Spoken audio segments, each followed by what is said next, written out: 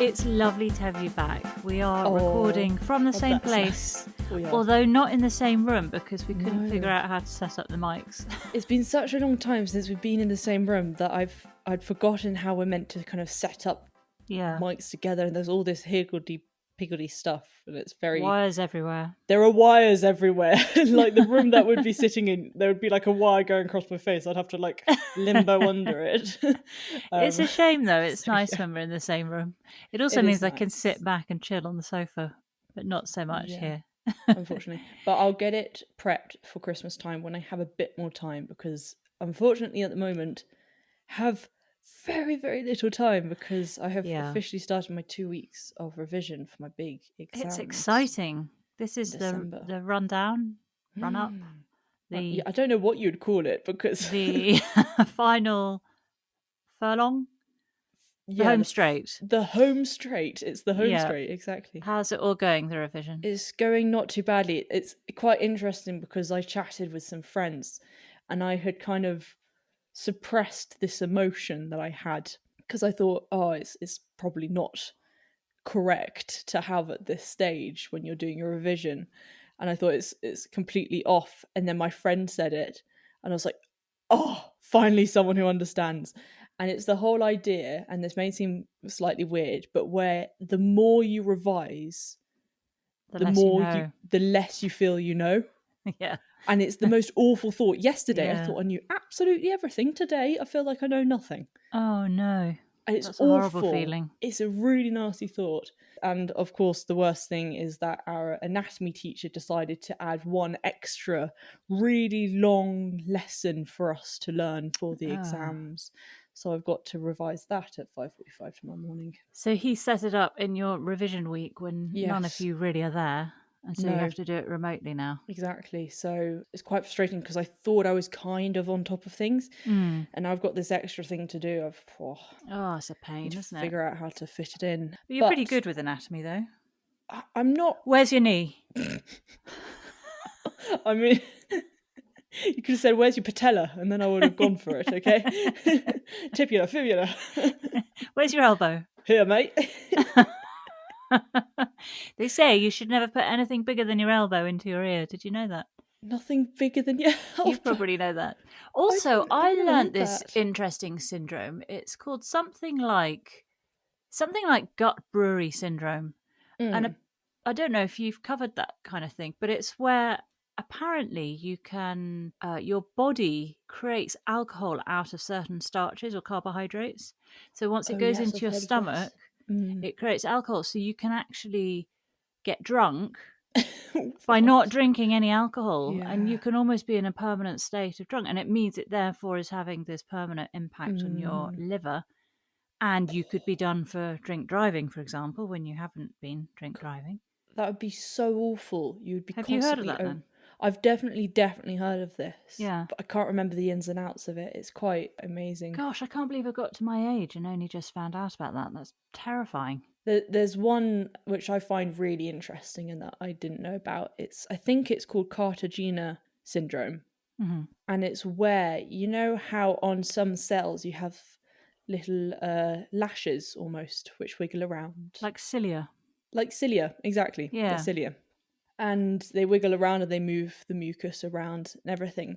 Anyways, when you are being created in your mother's womb, yes, it's quite amazing that at the very, very young stages in life, when you're just starting to create the spinal cord and the brain, so nothing else, it's just the main nervous system that's being created.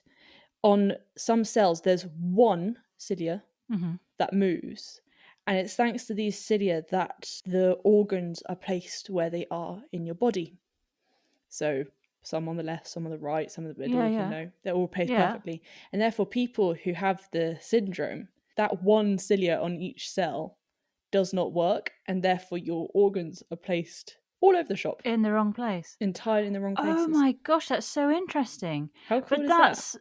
a really dangerous, big single point of failure, isn't it? Yeah, it's huge. I mean, it's catastrophic. It's lethal. But it's amazing that doesn't happen more often. Yeah, I don't know the statistics of how often that happens, but I'm seeing it a lot at the moment in my lessons. Yeah. And I just find it so interesting that because of one thing that wiggles around, all your organs are placed either in the right spot or in the wrong spot. Just gets your mind going slightly mad, where you think, gosh, we're made up of all these cells and they're all ordered nicely. I know when you came out of me and I counted all your fingers and all your toes, and I was so proud that you had all of those, all nails on your fingers and toes. You had 2 ears, 2 nostrils, 2 eyes, 1 mouth. And it was just this amazing miracle that occurred. And I remember being in awe of it, that all these cells had stacked up together to create a fully functioning human being. I know. And just one slight thing like that with the cilia can totally change everything. Wow. It amazes me. We're doing embryology, and so I'm watching every single stage of creating a human being. Yeah. And it's just amazing what it goes from this thing that looks like it could never create a human. Yeah. And let alone this it looks alien-like at the beginning. There's no concept of a human body, and then it just starts to come. Developing. It's quite amazing. Oh, the miracle of life, huh? Yeah. Gosh. Makes you and think, then doesn't you start it? to think, what's it all about? Why am I here? What you is the have universe? This existential crisis. Yes. We always used to have those when we would watch Brian Cox on the TV. We would always be like, so what is life about? I don't know. Planets, man. Nothing. We're not even a speck of sand. We're smaller than that. And then also one thing that I found, and I feel like this is a great app because it stops you from being on your phone. And I was looking, kind of trying to figure out how my revision plan was going to be for these next 2 weeks. And I found this great app called Forest. And it's absolutely fantastic. It helps you focus on your studies or on your work or on your training. If you're doing, I don't know, sports training, it's there to help you and to get you off your phone. It takes to focus. It takes like 10-15 minutes to set up so that you have it like properly set up with everything.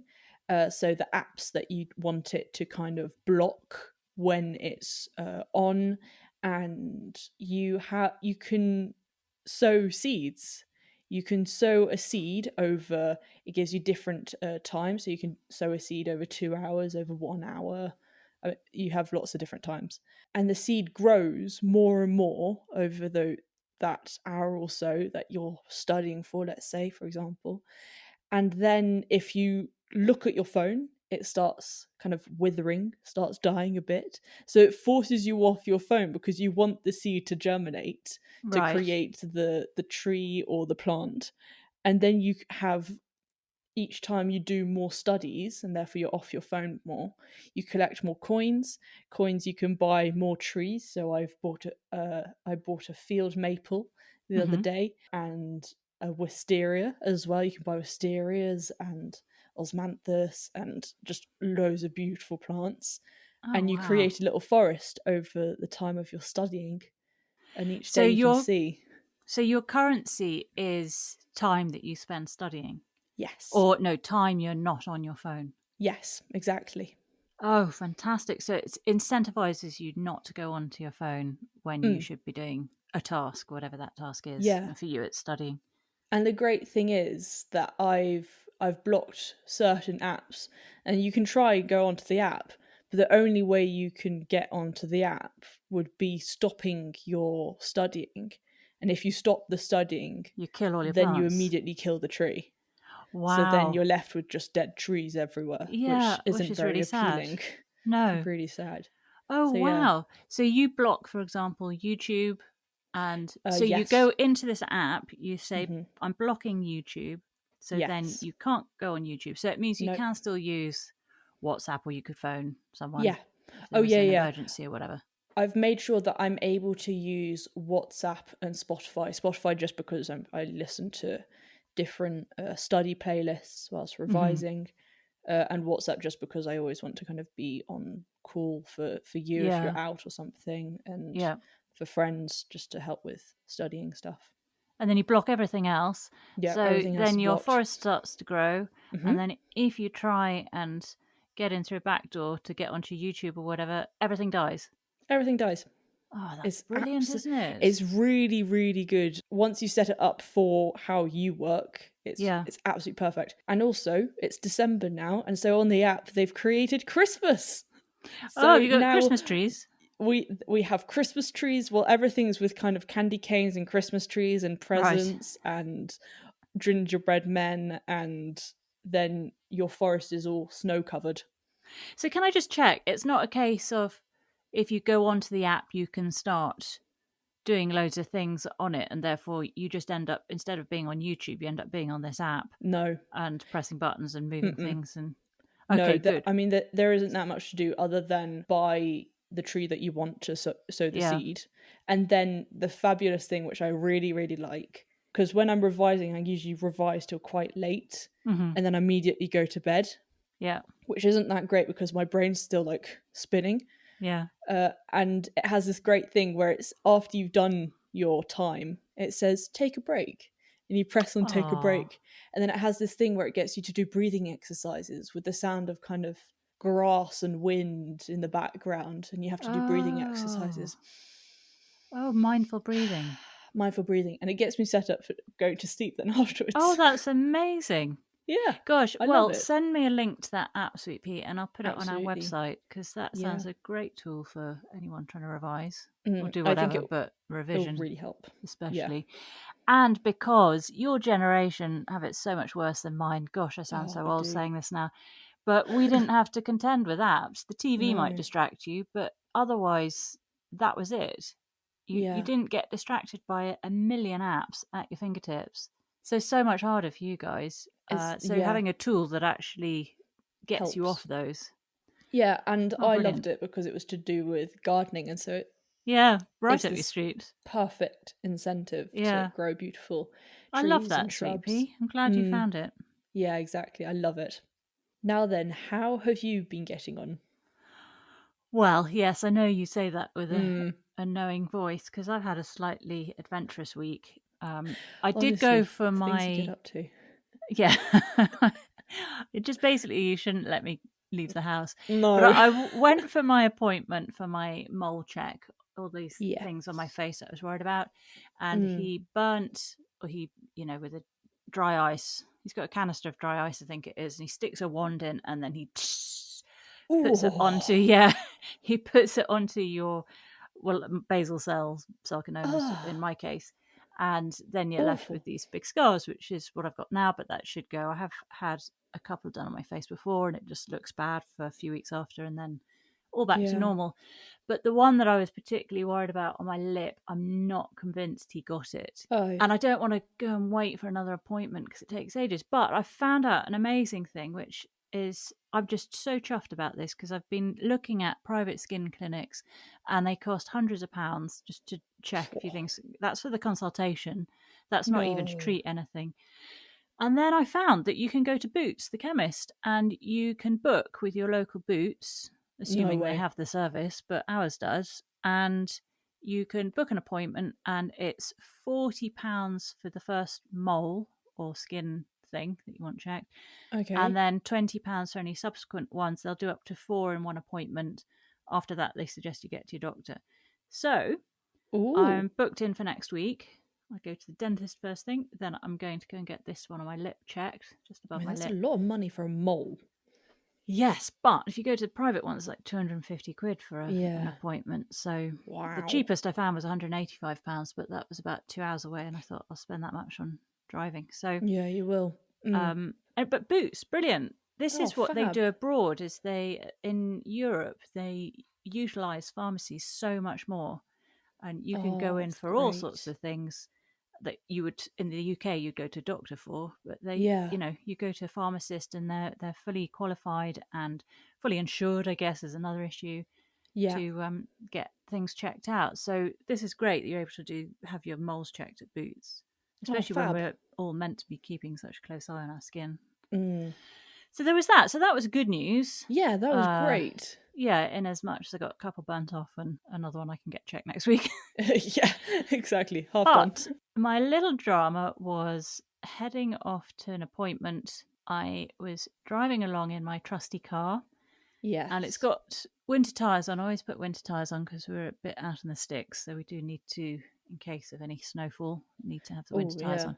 And I was driving to my appointment and a light came on to tell me the rear right tyre was underinflated. Yes. And I thought, okay, well, I'll get that checked out when I get back. And then I was driving back from the appointment on a motorway. And as I was approaching the exit of the motorway, the car started to shudder. I was listening to a podcast. I thought, is that the podcast or is that the car? Turned it off, and then things were vibrating and shuddering, and I brought my speed right down. Thankfully, I did.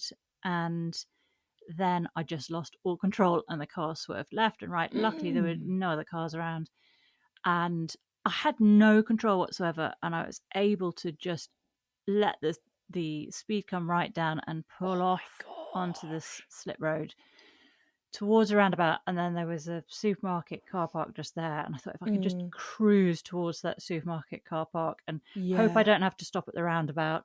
And luckily I didn't, so I just glide on through. And as I glided around this roundabout, I looked in my wing mirror and just saw this rubber tyre go shooting off the side of the road. I can laugh about it now. Ciao, but... Ciao bella. Ciao bella. I'm out of here. It was terrifying, but I was in the zone of let's just get to a parking space. And I got to a space, and luckily all the ones that involved sort of reversing in and all sorts of manoeuvres were full, and there was just one just there open and available. I just cruised into it, came to a halt, got out the car, took a photo of my back rear wheel, which was just the rim of the wheel. There was no rubber inside. It's like with Lego car things where you have the little thing put in and then the tyre. It looked just like the Lego wheel before you put the tyre on. So luckily, as it happened, where I'd pulled in, even though I was still an hour away from home, there was a garage for my car. And I was able to walk to it. It was only about a 3-minute walk.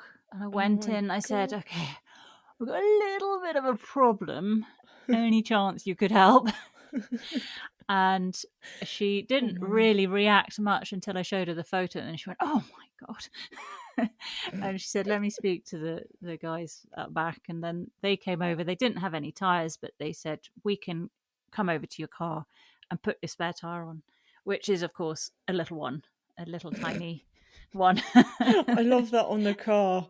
It's just like you're slightly lopsided on the way home. Well, then you limp home. But it did mean, and it's the first time I've had to use that little tyre, and it meant I could limp home at a maximum speed of 50 miles per hour, which was okay-ish. I can imagine you were slightly frustrated with that. I was frustrated because we won't make any comments about my driving, but you're a very good driver. I didn't enjoy that speed, but nonetheless I got home safely. You did. I'm now waiting for 2 tyres to come available, which I think hopefully will be this week.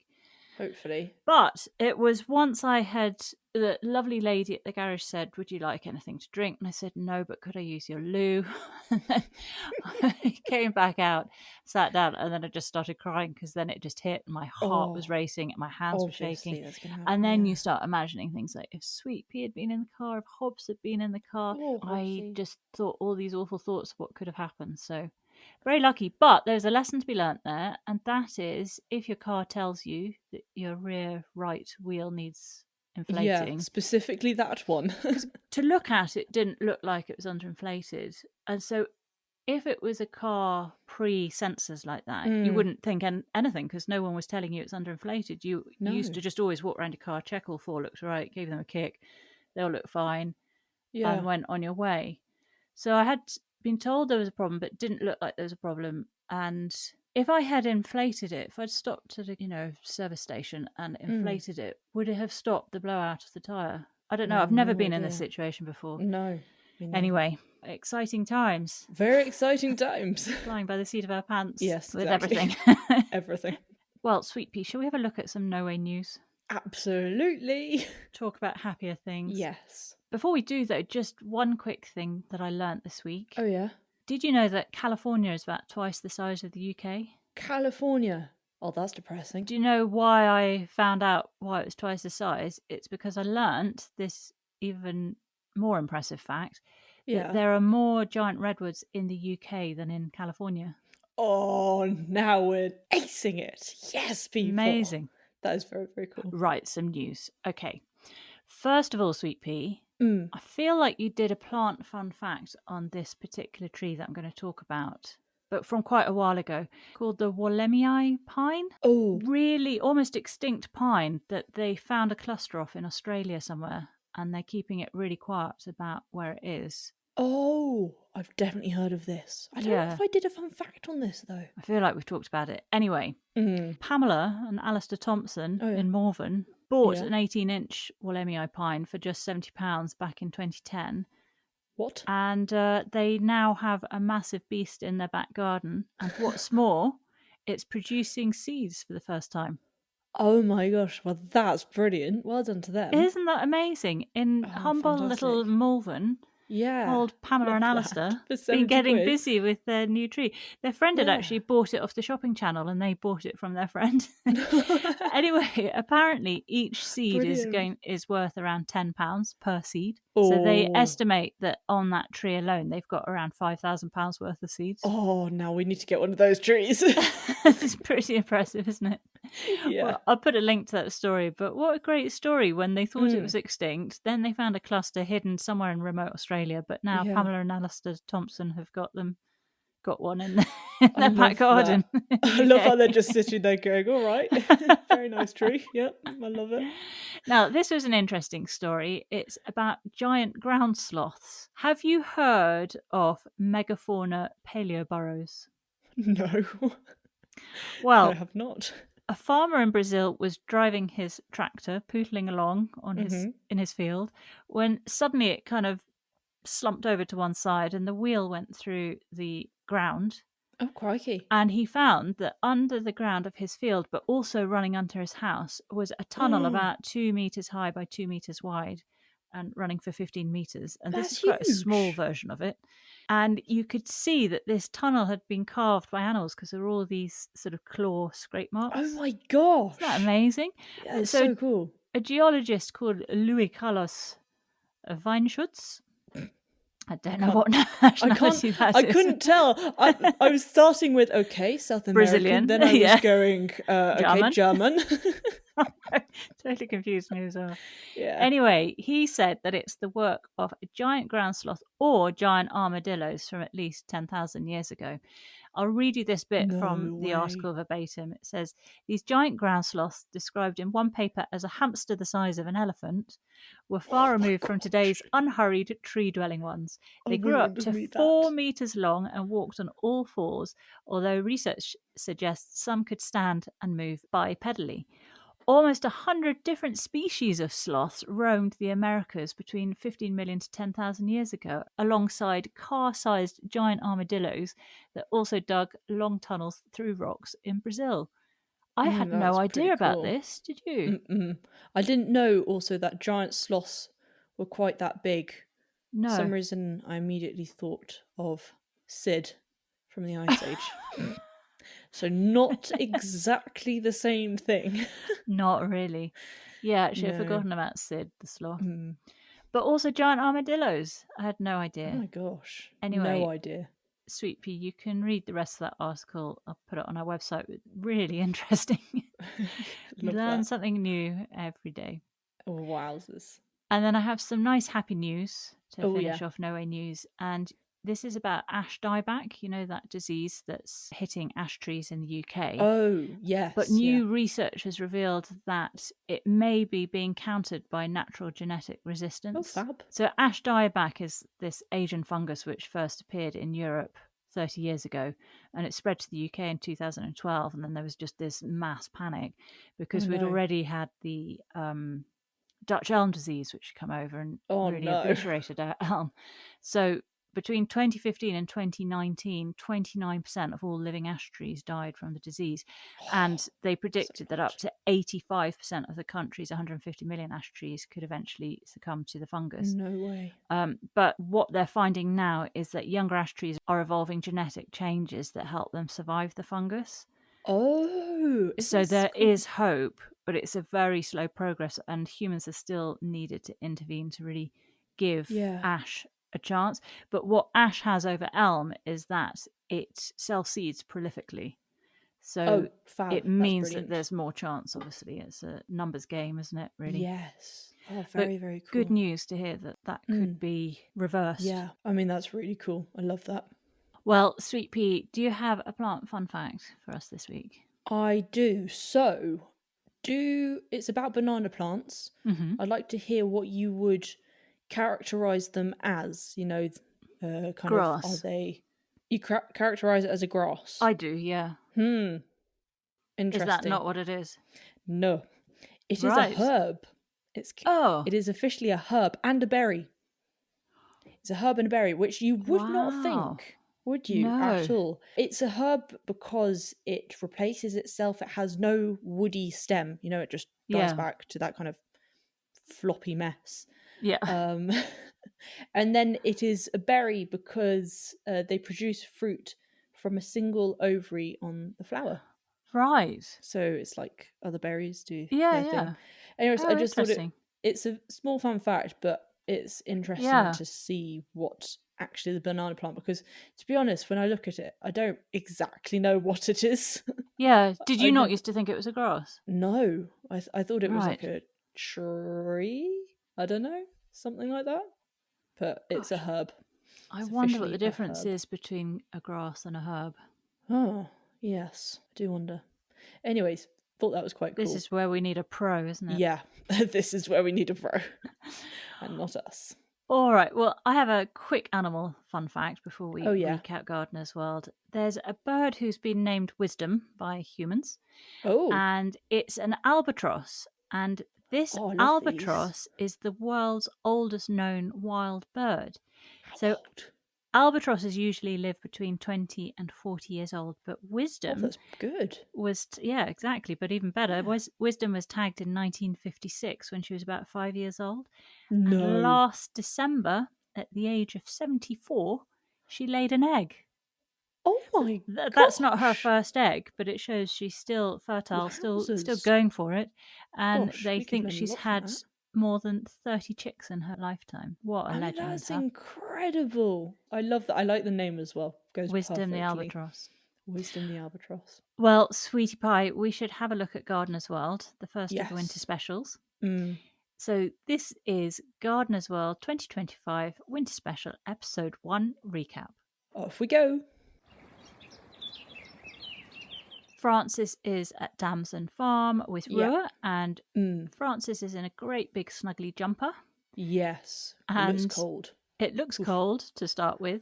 That jumper comes off later though, doesn't it? It does. And she's walking through cosmos as well, which are flowering, which amazed me. I can't believe they haven't had any frost yet. I know, or at least the frost hasn't got that area, because ours are just dead. They've had it now. They're all mush. Destroyed. And she talks about planning your beds for next year in the veg garden, and she's prepped them with homemade compost, and she talks about that being a good mix to have the greens and some browns. Exactly. And then there are those blooming low camera angles again, where the cameraman is just lying on the floor looking up at poor Francis. I don't know why they're doing this. Trying to get her backlit against the sun or something. Really, really bizarre. And then we have Rua enjoying the heat of the mulch. Before then, we head over to Northampton with the wonderful Advolly Richmond. I've got to say, I just love her so love Advolly, and I so love her mini lectures. I've probably said this 1,000 times. I'm sure you have. She is at Kelmarsh Hall. Yeah. And she gives us the wonderful history of Kelmarsh Hall and of, more importantly, Nancy Lancaster from Virginia, USA, who is responsible for the gardens there. Not single-handedly, but... No, not at all. But apparently, in this order, she loves houses, gardens, and husbands, which I thought was a very interesting little threesome there. And also, Advolly said she was a woman who knew what she wanted and she usually got it. Yes. That's quite a gift, isn't it? I mean, that's amazing. I want to do that. It's beautifully presented by Advolly, but I'll give a quick skim through some of the points she told us. So she says how Nancy's second husband was Ronald Tree, and in 1928 they rented Kelmarsh from Claude Lancaster. And Nancy was inspired by the aesthetic of the American South and she wanted to recreate that. And Advolly described it as a studied carelessness, which I think we could call our garden. I know when she said that, I did think, haha, I have the perfect, very romantic way of describing a garden. Of describing a garden, exactly. And Nancy and Ronnie only stayed there for 5 years and then divorced, but she returned a year later having married the owner. So she works quick, this Nancy person. Claude Lancaster. Yeah. And they divorced not long after. But she did later admit that she was more in love with the house and garden than the man. Oh, I get that. I don't think I want to hear that. I get her point of view, is what I'm saying.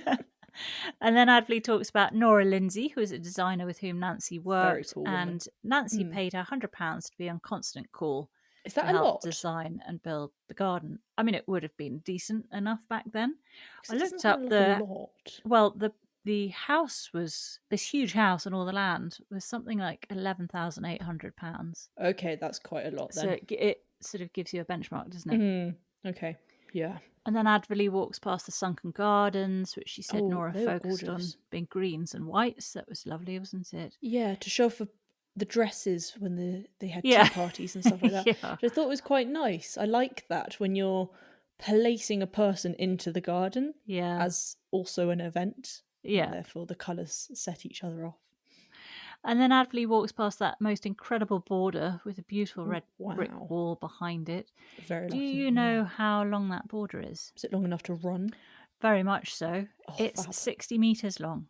Oh, fabulous. We can run down that then. So that should be fine for you, shouldn't it? Brilliant. Then there were some other features like the topiary. Oh, beautiful. I mean, I love topiary. We all know that.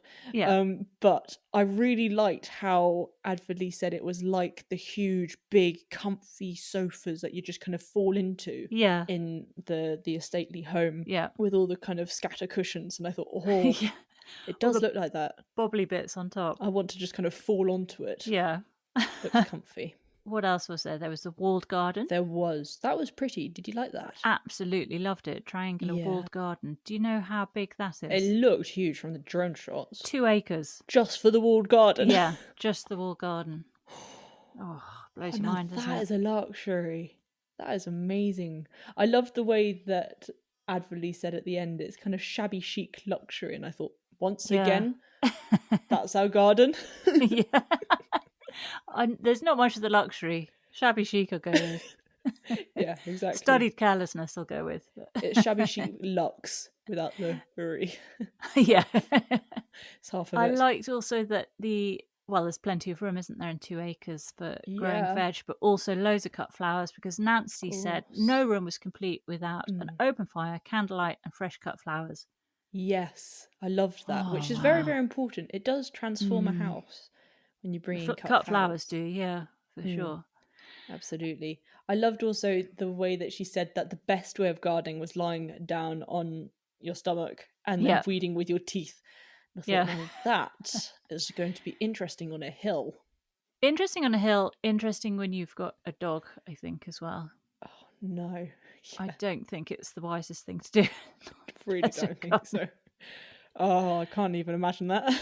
Anyway, this garden is an RHS partner garden. And I didn't realise that RHS partner gardens aren't just in the UK, they're also abroad.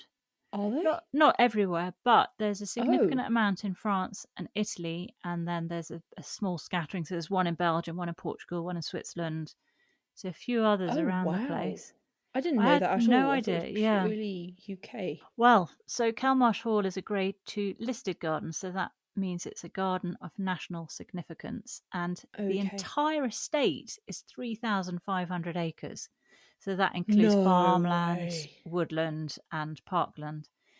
And the grounds and gardens are 124 acres with that 2 acre wall garden and a 60 metre long border.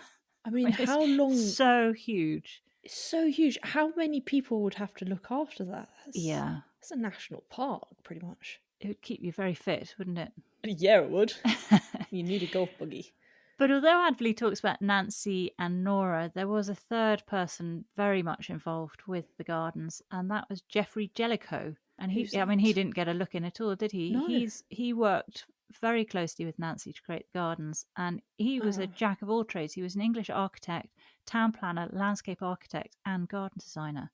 Oh, crikey. So a significant name involved with those gardens. Very cool. As well as everything that we saw with Advolly, if you do go visit, which obviously you can do, and I'll put a link to the website on our website, there's a big old lake there. Oh, okay. With a lake walk. There are these woodlands surrounding the lake. There's an orangery. There's a Philadelphus garden, a rose garden, and a lavender garden. Wow.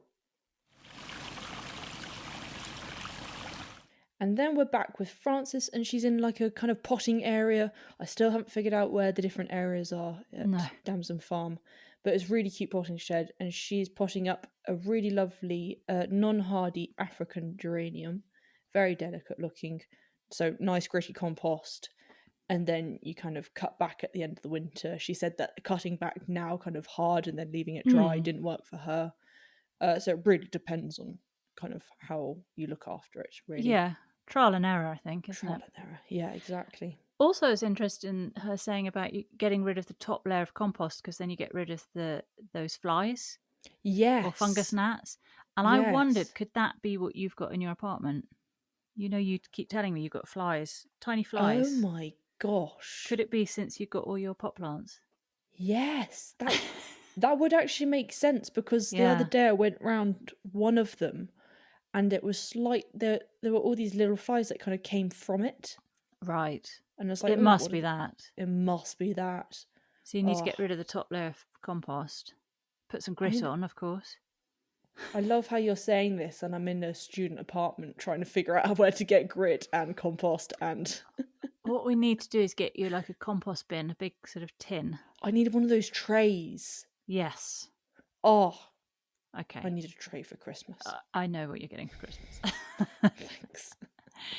And then we meet houseplant lady Harriet Thompson and her very, very well-behaved border collie whose name we don't get. Who's just gorgeous. A sweetheart. And Harriet has a sustainable houseplant nursery. Exactly.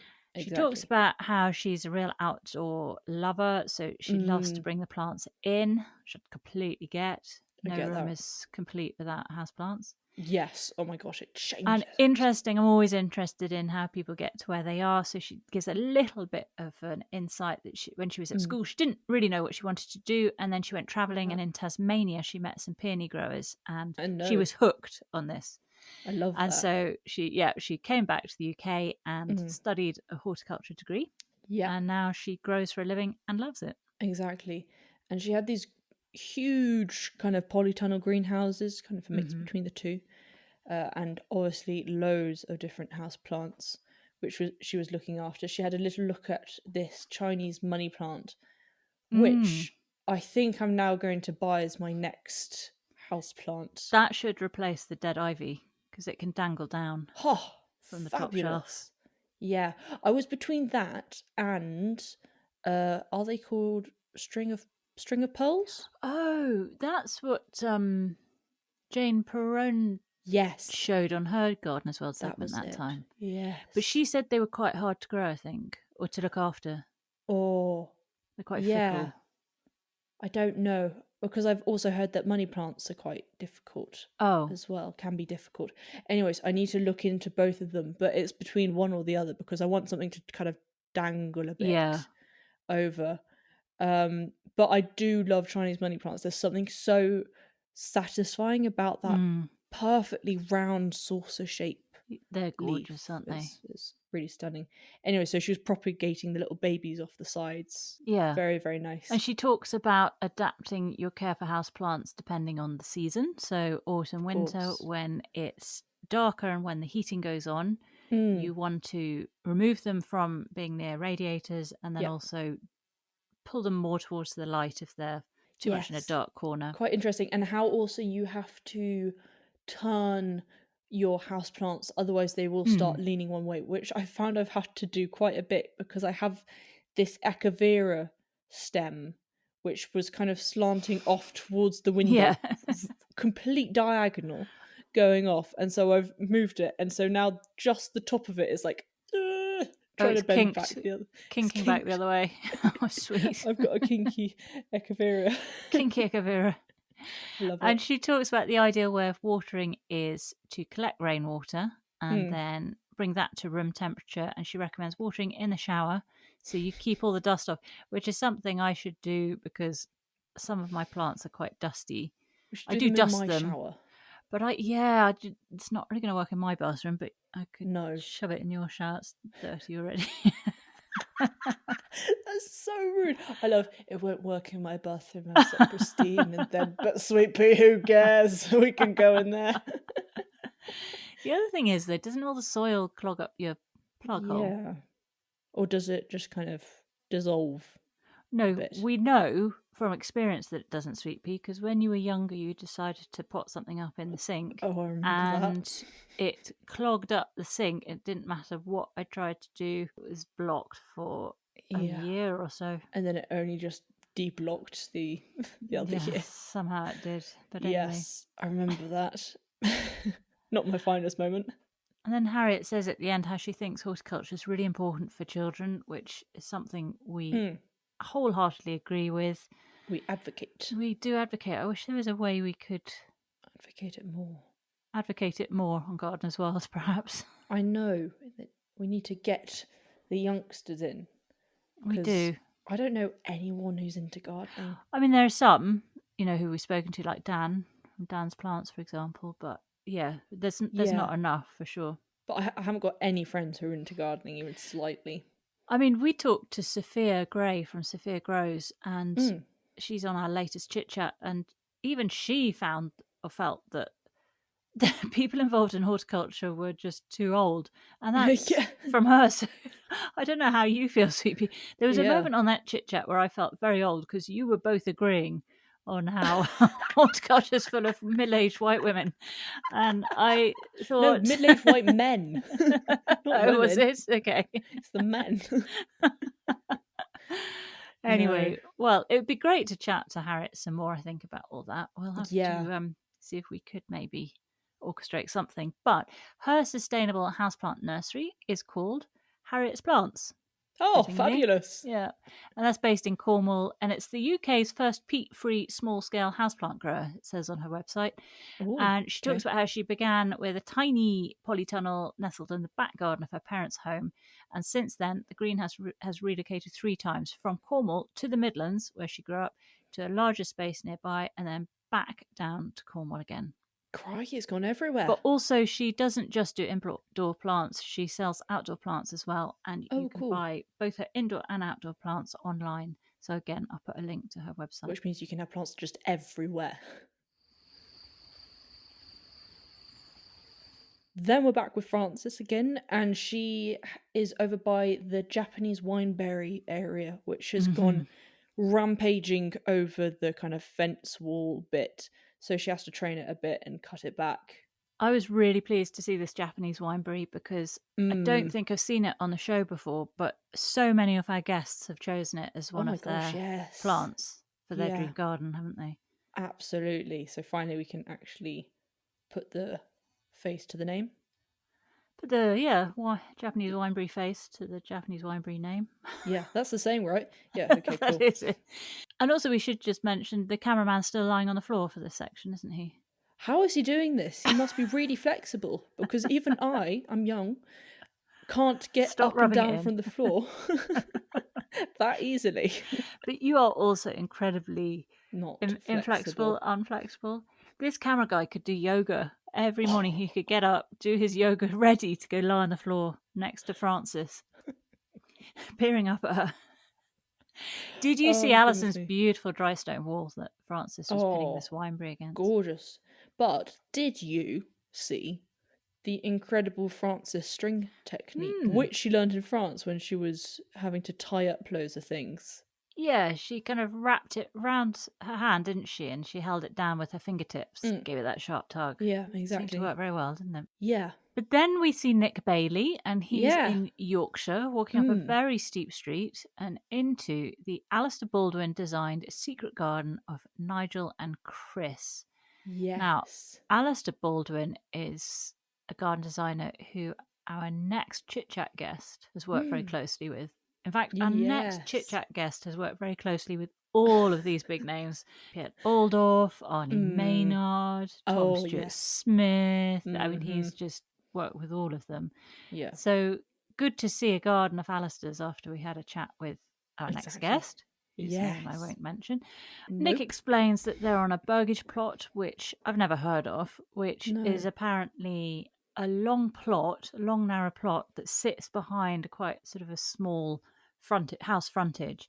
And this was from medieval times, and the craftsmen would live in these houses, so they basically had the ultimate working from home setup. So they would have buildings in their garden, and that would be for the craftsmen, whatever their craft was. They used those outbuildings for their craft. And they think there may have been some leather working on their particular site, as they've seen maps off the garden with about 70% of it covered in workshops and stables. So that was the particular craft going on in their garden. It is my dream to buy land that hasn't been looked after. It's so overgrown. Yes. Well, we'll talk about that a bit later, don't we? Yeah, I mean, completely. But I absolutely love ruins. It was interesting, though, to hear how they worked with Alistair. They didn't want to be too prescriptive, but they did say they wanted 3 things: different levels, running water, and most importantly, of course, was somewhere to hang their washing. I love that. It's absolutely critical. It's critical. Very sensible. But also, the garden did not look at all like it was somewhere you wanted to hang your washing. It looked so pristine and perfect that a pair of undies was not going to cut it. But maybe that's the secret. Maybe Alistair had it nicely tucked away. Maybe. So, job well done. Yeah, maybe. Did you get some of the beautiful plants that are in this garden? Yes. So Nick did go through some of the plants. He talked about how there's lots of repetition, so it just kind of flows nicely. There were things like Stipa tenuissima, fennel, daisies kind of coming out of the cracks of walls, which is, my favourite thing ever. I love the lamb's ear that was in the fireplace. Very pretty. There was a gorgeous rose called Bathsheba. Oh, that was absolutely stunning, wasn't it? I know. Up the ruined wall. I just love something as beautiful as a rose up and against the ruggedness of a falling down wall. Beautiful juxtaposition. I thought the colours complemented them themselves, because it was a peachy, kind of orangey peachy rose. Yeah. And then stunning. This really kind of golden wall stone, kind of beigey goldens. Loved it. And then this fabulous area, which I thought was so cool, was the checkerboards area, where they created these perfect, and it was so clean cut as well. There was nothing was out of place. It's so satisfying. It's like ASMR, but without having to do any of the sound stuff. So which plants were those that were in the checkerboard? Well, there was Cecily grass and yew. Cecily grass was the nice light colour, and then the yew was clean cut dark. Yep. And then there was some Calamagrostis around as well. And then in the last area, I think it was the very end that Nick went to, there was some beautiful pleached crab apples with some gorgeous kind of bluey cobbles underneath. Loved those cobbles. I know, they're gorgeous. They were stunning, weren't they? They reminded me of how much I liked the cobbles at Great Dixter. With the Dachshunds. Is it Dachshunds? Yeah. Were there. I thought that was so cool. I do love cobbles. I mean, these ones were particularly beautiful. I do as well. Yeah. And then they were kind of complemented by calamintha, sea holly, and marjoram, as well as kind of grasses, box and daisies, and taxus, all kind of around. Yeah. And then Nick just disappears off behind a wall. Yeah. He's gone. Thin air. Goodbye. Can you imagine what their house is like? No. If their garden is like that. And they talked about how they had worked on the house first, and then they came to the garden. So you can imagine it's immaculate in there. Oh, gosh. But this is Linton House in Richmond, North Yorkshire, and it's home of Nigel Tooze and Chris Shaw. The garden, in terms of its dimensions, is 55 metres long and 10 metres wide, so really quite extensively long and narrow. Very long and narrow. And you know how we saw how steep a walk it was for Nick up that street on the other side of the house? That's where you could really see the steepness of it, couldn't you? Needed steps. Well, so what's done on the garden side, between each garden are huge retaining walls. So they're massive steps between each garden. Ooh. And you caught a glimpse of the wall on, I think, as you look from the house on the right-hand side. Really high wall, so that garden, the next one along, is sort of probably level with the top of that wall. Oh wow! Because it's a 5-metre drop on the west side, so it gives you an idea Why of is it what. So much? Well, it's a really steep hill. Just really steep. Wow! It's a steep hill, and they're trying to make a flat garden. Well, it's what we've talked about, but can you imagine the cost of getting the stones to support that, then the diggers to flatten? Just not with the steepness of our garden. Can't bear thinking of that. No. Well, you can visit the garden, though. I couldn't find any dates for next year, but they're often opening it for charities through the NGS and other things like that. So I think it's going to be a case of watching this space on the North Yorkshire NGS site. If I come across anything over the next few months, then I'll obviously link it on our social media. But beautiful garden. Absolutely stunning. And then we're back with Frances, and she's inside and she's showing off a really beautiful display of honesty, which is the monnaie de pape, and it's really, really pretty. We did that the other few weekends back, where you take off the kind of side bits of the seed pod, and then you're left with a beautiful shiny middle, which looks it's all silvery, fabulous on a fireplace, on a mantelpiece. And that's what we said, I think, wasn't it? You can see why it's called monnaie de pape in French. Exactly. Money off the Pope. It looks like a load of coins. Gorgeous. It does. Exactly. And then we meet somebody who I don't think gets named at all through this section. Did you hear any name? No, I don't think Frances introduced her. She doesn't introduce herself at any point. We hear from head gardener Dominic, but he doesn't mention her name. He just says she and don't tell her, and use all her pronouns, but doesn't say her name. What is her name? I will save her name for the end of this section. Oh, you're leaving a fabulous cliffhanger. Well, this wonderful human, I absolutely loved it. It is going to be hard. Let me tell you her name. It is Marylyn Abbott. And Marylyn Abbott is from New South Wales in Australia. She was the first marketing manager for the Sydney Opera House. Oh, wow. And I just hung off her every word. The way she spoke was very poetic, I thought. And she had a real sense of humour, and it was a real joy. Like she would be a great presenter, I think, because she really adds some excitement to what she's saying. Absolutely. There was so much oomph and just joy. And as you said, I was hanging off her every word. I was like, she has got so many stories. Up her sleeve.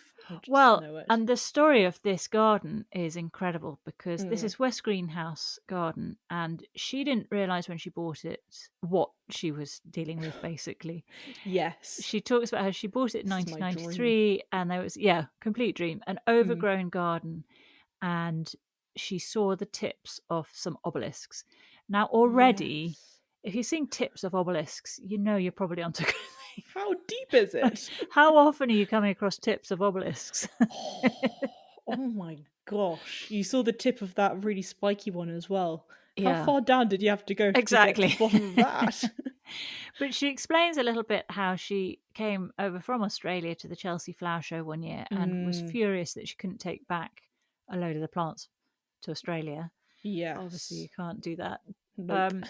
But so that you can see how that kind of ignited this idea of wanting to move to the UK and have an English garden. Incentive. Yeah. Yeah.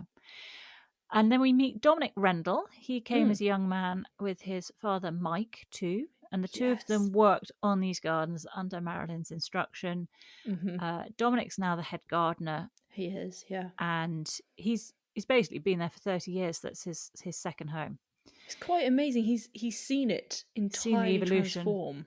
What a joy that would be. Can you imagine that?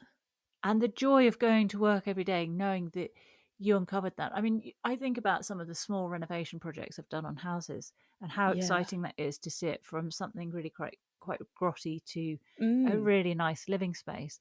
Can you imagine 30 years of work on that garden, transforming it from overgrown to then discovering all these treasures, which we hear about in a bit? Then Marylyn takes a little walk through and she goes through the topiarist's garden, which you, I assume, absolutely loved. Of course. I mean, I loved her whole garden. It was perfectly balanced between topiary, informal, formal. I loved it. I especially loved, and she seemed to obviously love it as well, was the prunus yuccon that was coming over, spreading over the pergola. And it had the most beautiful flowers on it. Yeah. It was stunning. I loved it. It was just beautiful, wasn't it? So delicate. And then she talked about having a paradise garden, which she kind of always wanted, a potager as well, which she had seen. I mean, all these ideas were just coming to life. She was like, okay, go there. Oh, and then she had step over apples. I love this, having them so low down. Yeah. And then when they flower, you just have all the fruits are there down below you. That's quite... It's like a bird's eye view. Stepovers. They're a great idea, aren't they? They're brilliant. And then, of course, she has lots of herbs. She says they're really easy to kind of look after. Lavenders, rosemary, Santalinas. Yeah. Perfect plant. And I liked how Dominic sort of dispelled any myths or concerns about topiary being difficult. He just said, you just have to go for it. Snip, snippity, snip. Get stuck in. Exactly. And I loved how he says it's taken a long time, and in the early days it was a nightmare. He makes the point between you and me. And of course the 2.5 million Gardeners World viewers. Yes. Nice to get that insight. And then I loved the bit where he says he and his dad would move stuff to where they thought it would do best when she doesn't give a name, she wasn't looking. And then it cuts to Marylyn just guffawing with laughter. I just think she's a complete joy. Yeah. Complete joy. The whole relationship was just lovely. It was so sweet. My favourite bit was when Dominic walked over to then just a lake. You know, we're just going to have a lake. With a beautiful bridge and, just like a bird cage, all the normal things that you have in a garden. And how he uncovered all of this. Yes. Took forever to do the lake. I mean, can you imagine? That's the dream. It's just coming across those treasures. I absolutely love it. It's stunning. And then the final word is from Marylyn, and she says, I've loved every moment of it and I'd never do it again. Which is so true. We said it so many times ourselves. I would never go back in time to do our garden again. The difference is, did we enjoy every moment of it? I think we're missing the first part of that sentence. So we just have I'd never do it again. Yeah, exactly. Well, Marylyn Abbott has quite a reputation in both Australia and the UK as a garden designer. Apparently, her former garden in Australia, in New South Wales, is called Kennerton Green in a place called Mittagong. Okay. And it is Australia's most visited garden. When she had it, she always has her gardens open for visitors, and people would come from all over the country, all over the world to visit that particular garden. You unfortunately can't visit it anymore, but there are some lovely photos, incredible photos. You wouldn't believe it was in Australia. Not anything against Australia, but you would expect the more sort of arid loving plants, I would have thought. Climate. More droughty plants, you call them that. But these photos, they are spectacular. So I'll put that particular article on the website because it's full. It's got loads and loads of photos in it. So really worth a look. Oh, fabulous. But it's interesting because there's another article where Marylyn talks about how she bought the house and garden from the National Trust, this one. Oh, yeah. And it wasn't just the garden, but also the house, which was a complete ruin on account of it having been bombed by the IRA. Oh, so there was a livable part of the house, but she basically had to do it all up and spent, as we know, all those years working on the garden. Yeah. But she opens the gardens in the summers for operas because that's her other big love. So gardens and operas. Oh, wow. So you can visit the gardens and watch the operas outdoors. And there's also Green Theatre, which is I all love it undercover. outside. And then she does summer suppers by the lake. This sounds so up my street. It We need to truly do does. all three of those things. I would really love to go watch an opera at those gardens. We've talked about it before with one of the other gardens visited, but this one as well. Oh, we haven't got much time to do all these things, but no, we haven't. Let's put it on the bucket list. Yes, absolutely.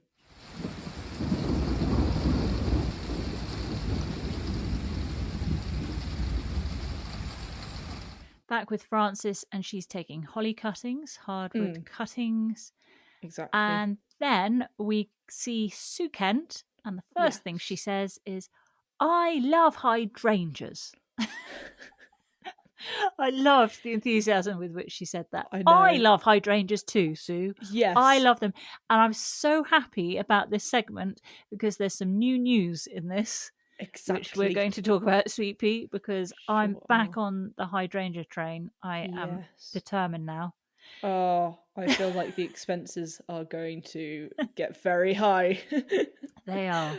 Well, Sue's at Darley Abbey Park on the outskirts of Derby, and Sweet Pea, I imagine you got all the names of all the hydrangeas mentioned. Absolutely. So she started off with the ones that make us sad because we can't grow them.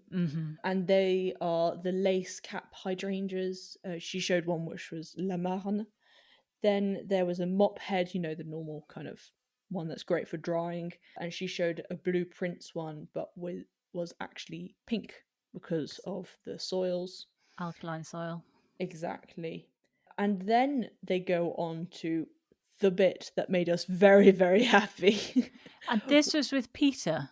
Yes. Who is one of the volunteers at this place. And it was all about Hydrangea paniculata, the beautiful cone-shaped ones. Because they have the national collection there, don't they? They do. This excited me very, very, very, very, very much.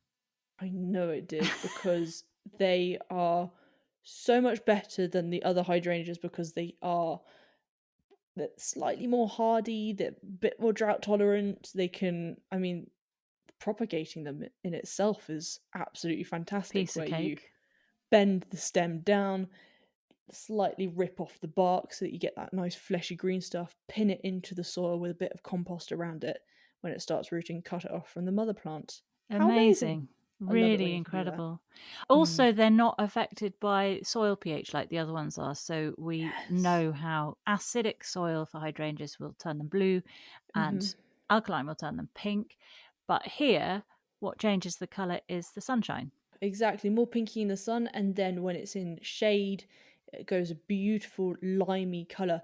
I liked when he kind of picked up this one panicle, and that one side was really deep, kind gorgeous. Of pinky red colours, and then underneath the pinks kind of went into the limes, and I thought, I love it. It was like a watercolour painting, wasn't it? Exactly. Lovely. Yeah, so they showed two. One was Limelight, which I've heard before, and then Bonfire, which I had never heard of, and obviously creates a really nice kind of red colour at the end of the season, so kind of now time. Starts green, goes cream, then to pink and red. Stunning, wasn't it? And the grandiflora as well can grow up to 7 metres. I had no idea they got so tall. Yes, exactly. And then if you are kind of really hard pruning, you get huge blooms, like huge. I've never seen such huge blooms. And then if you really let it kind of disperse upwards and outwards, you get slightly smaller blooms, but kind of lots of them. And the final word really is mulch. Mulch them, keep the moisture in, and they're going to be reasonably drought tolerant. So just fantastic news. I'm going to be getting out the hydrangea catalogues, and we are going to conquer our hydrangea issues, aren't we? We are. And I think a spot that I would really like to see them, because I think the limey colour would be pretty, is on the kind of covered terrace where it's all shady with the kind of bay tree, and there's like an elder or stuff, but it's all kind of mulched ground because of loads of leaves. I thought they would look great there. Great idea, Sweet Pea. Frances is in Alison's house. We don't see Alison at all. Does she know do that not. the Gardeners World team are there? I wonder Just if let themselves in. maybe. And she's picked some of Alison's damsons to make damson gin. So you put them into a sterilised, resealable jar or bottle, fill it to 1 kilo, then 300 grams of sugar, then cover it all with gin. And then seal it up, give it a shake. Then every day for a week, keep shaking it until the sugar's all fully dissolved. And then you can leave it for 2 to 3 months or even longer, a year, ready for next year's Christmas presents. Incredible. Get all the full flavour. Yeah. And there were no jobs for the weekend. No jobs. So that, Sweet Pea, was that. What was your favourite plant? It was the beautiful, gorgeous Rose Bathsheba. Love that. I had that written down. That was from Nigel and Chris's garden. But yes, it was. So that I wrote down immediately. Said, that's the one I want. But it was then eclipsed by the hydrangea. Of course. Saniculatus. Of course. So, loved it. What was your top takeaway? Really all the tips on how to grow hydrangeas. I was just blown away by that news. No. Also, buy an old ruined house and garden and hire Dominic. That would be amazing. Yes, exactly. It's very What important. was your top takeaway? Mine was Frances when she would cut the string. I just love that technique. Of course. It's like so efficient. It's very nice. You like... Well, you don't. You don't like efficiencies. But it was satisfying to do. I really, really liked it. Well, next week we have episode 2 of 4 of these winter specials. Yep. As the days get shorter, Monty's on a mission to get us all out into the garden no matter what the weather is doing. He adds a splash of colour to his winter pots, shares a nifty tip on how to get garden compost ready for spring, and makes a start on sowing some chilies that can take forever to germinate. Yes, they can. Adam Frost heads to the West Midlands to embrace the colour, scent and form of a winter garden. Joe Swift discovers the wonder of multi-stem trees. And in Padstow, Ashley Edwards takes a deep dive into soil health and the benefits it can bring. There's a couple in West Sussex who have developed a passion for prairie planting, and an inspiring masterclass from a terrarium expert on how to create your own miniature world. Oh, now that I like. That'll be fun for Christmas. Well, if you want to get in touch with us about anything discussed on this episode, here's how. If you have any questions, feedback or comments, you can get in touch with us on our contact page at notjustagarden.co.uk or via our email, which is notjustagarden@outlook.com, or you can even find us on Facebook or Instagram and come visit us there and hit the follow button. And if you enjoyed this episode, it would mean the world if you could post a 5-star review. It really helps our podcast climb up the pile. If you didn't enjoy it, bigger polls from us, and please don't. For more Sweet Pea and Bear content, including videos, blogs, guest garden lists, early access to episodes, podcast outtakes, which are great, and community chats, come join us on our Patreon. You can find a link on our website. Right, Sweet Pea. Well, normally I'd be sadly waving goodbye to you on a screen and watching you disappear into your little apartment. But you're literally just downstairs. I am. I'm just going to run up the stairs. You and the dog are going to come charging up. But you've still got some revision to do tonight, haven't you? Sure have, but I think I'm going to be having an early night to be up doing my anatomy tomorrow morning. Yeah, sounds a good plan. Fab stuff. All right, well, I shall see you in a couple of seconds. I'll see you in a couple of seconds as well. Bye-bye, Sweet Pea. Bye, Mummy Bear.